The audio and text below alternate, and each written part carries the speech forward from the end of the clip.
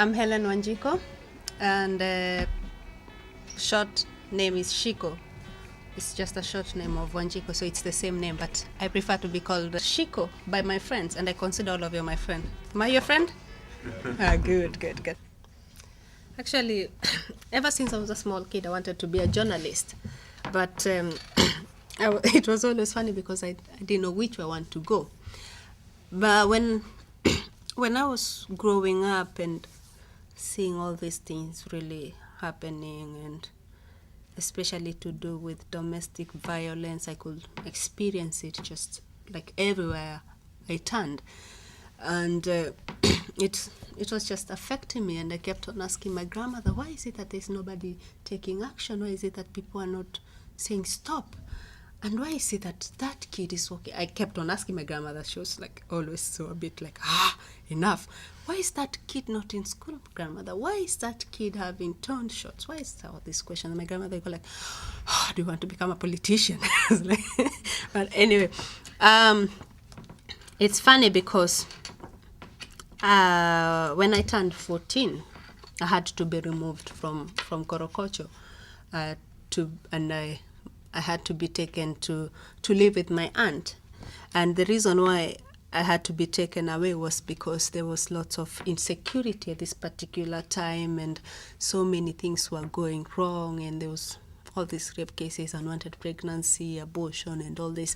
And there was this gang group. It's not Mungeki, but it was a different one that was really terrorizing the community people.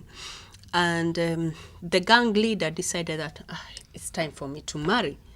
And I'm going to go around and look for a nice, beautiful girl to marry. And so they went around and they knocked on my mom's door, on our door.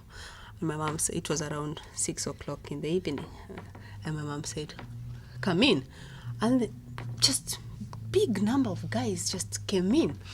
And then they made themselves comfortable, and they told my mom that we're actually here because we have noticed that you have a very beautiful girl, as you can see.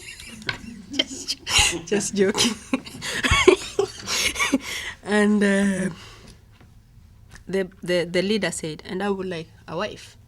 And I have decided that my wife is going to be your daughter. And so my mom had to act really fast. And the following morning, 6 o'clock, she had to take me out of Koch.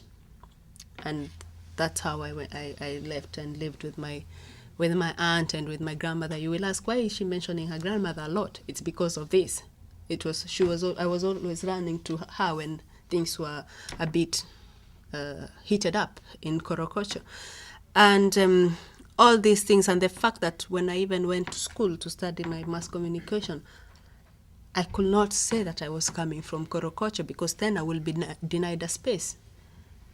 I had to say I come from Buruburu. It's just a neighboring place where I was living with my aunt, so that I get a space.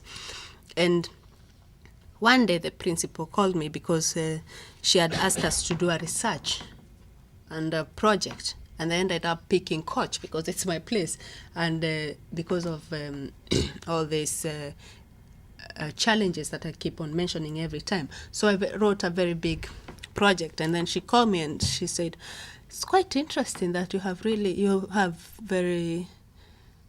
proper knowledge about Korogocho. And did you go there? I was like, yes. Weren't you afraid?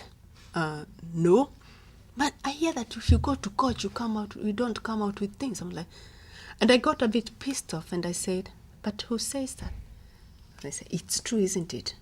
I remember when I went to Koch once, I had to put on my torn shoes. She was telling me this.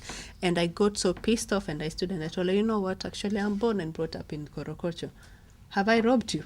And I left. And because of all these things, they just drove me. And I went back to Koch after, it was beginning of 2000. Then I went back to Koch and I said, enough was enough. With all these challenges, it's my home. And I have to be proud of my home. And that's where my journey started.